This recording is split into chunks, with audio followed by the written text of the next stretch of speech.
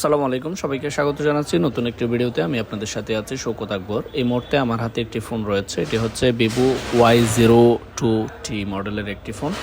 So এটি হচ্ছে customer password ভুলে গেছে, যার কারণে আমরা আমার কাছে নিয়ে আসছে ফোনটা ফ্ল্যাশ করার জন্য। সো এখানে FRP লক এবং স্ক্রিন লক দুইটাই রয়েছে, দেখতে পাচ্ছেন। যেহেতু আমরা ফোনটা ফ্ল্যাশ করব, সেজন্য আমরা ল্যাপটপের মধ্যে চলে আসলাম। ল্যাপটপের মধ্যে আমাদের কাঙ্ক্ষিত ভিভোতে সিলেক্ট করলাম, দেন হচ্ছে ব্র্যান্ড সিলেক্ট করলাম Y02T। এবার হচ্ছে আমি কেবলটা ফোন চালু অবস্থায় কেবলটা ইন করে দিলাম এবং তিনটা বাটন ভলিউম প্লাস, মাইনাস এবং পাওয়ার বাটন একসাথে চেপে ধরবো।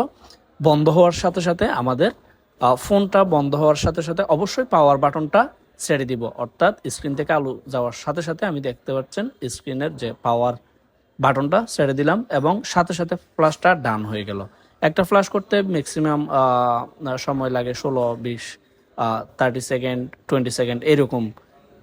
তো দেখতে পাচ্ছেন আমাদের ফোনটা ফ্ল্যাশ হওয়ার পর ভিভো লোগোটা চলে আসছে এবং ফোনটা অন হচ্ছে। অন হওয়া পর্যন্ত আমাদের অপেক্ষা করতে হবে এবং পরে সেট আপ করতে হবে। মোবাইল ফোনের ফ্ল্যাশিংয়ের কাজগুলো একদম সহজ, যদি বুঝে থাকেন। বুঝে বুঝে কাজ করে থাকলে আপনি খুব সহজেই সফটওয়্যারগুলা আয়ত্ত করে নিতে পারবেন। আর যদি আপনি না বুঝে মুখস্থর উপর কাজ করেন, তাহলে হচ্ছে আপনার অনেক দিন সময় লেগে যেতে পারে আপনার কাজগুলো আয়ত্তের মধ্যে নিয়ে আসতে। সো সবসময় আমি নতুন যারা আসছেন তাদেরকে প্রেফার করব যে বুঝে বুঝে কাজ করার জন্য। এই মোবাইল রিপেয়ারিং বা মোবাইল সার্ভিসিং যেটাই বলেন না কেন, এই সেক্টরে কাজ করতে গেলে আপনাকে অবশ্যই ধৈর্য ধারণ করে কাজ শিখতে হবে এবং কাজগুলো নিজের করে আয়ত্ত করতে হবে। অন্যজনে শেখাচ্ছে বা অন্যজনে করে দেখাচ্ছে এটার উপর ডিপেন্ড না করে অবশ্যই নিজে যে মাঠ পর্যায়ে কাজ করে তখন আপনি যেটা করবেন, তো সেটাতে আপনার অবশ্যই যে এক্সপেরিয়েন্সটা হবে সেটা কিন্তু বলার মতো না। এটা আপনার লাইফে আপনার লাইফে উন্নতি করতে আপনাকে কেউ আটকাইতে পারবে না, যদি আপনি বুঝে বুঝে মাঠ পর্যায়ে একদম হাতে কলমে কাজটা শিখেন। তো এটা হচ্ছে অ্যাডভাইস।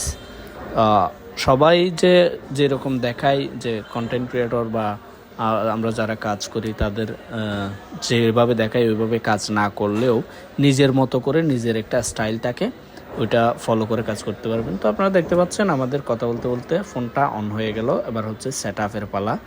আমি ল্যাঙ্গুয়েজ সিলেক্ট করলাম এবং কান্ট্রি সিলেক্ট করে স্টার্টে ক্লিক করলাম।